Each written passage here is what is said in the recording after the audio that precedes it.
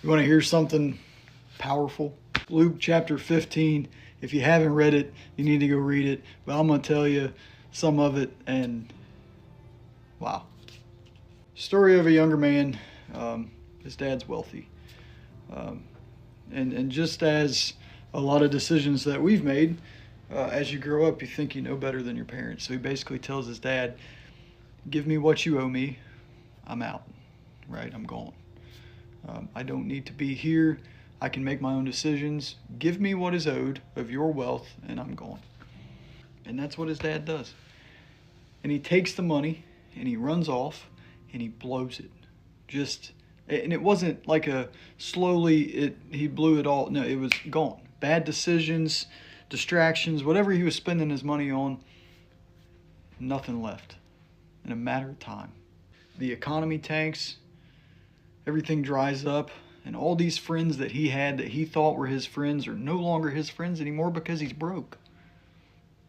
The kid ends up feeding pigs for another dad, and was so broke and starving that he was wishing that he could eat what the pigs were eating. He wanted to eat their food. That's how bad, rock bottom, that this kid was. And he finally broke. And he said, my dad's servants have a better life than what I'm living right now. So I'm going to go home. But I'm not going to go home as his son. I'm going to go home and I'm going to tell my dad, hey, I want to be one of your servants. And that's basically his shame. His shame's talking, saying, I'm sorry for what I've done. In order to repay you, I'm going to be your servant now. I'm not going to be your son anymore. And I think that's an important part, because a lot of us are that way.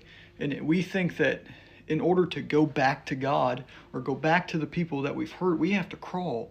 And it's the shame that we feel.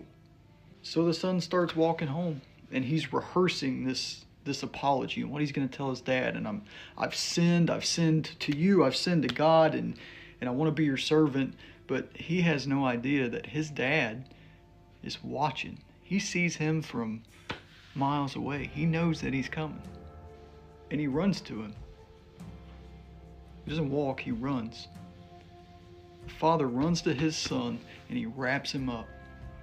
It doesn't even give him a chance to apologize, to explain, nothing. He calls for a robe and a feast and everything. He's so happy that his son is back. He doesn't bring up what he lost. He doesn't treat him like a servant.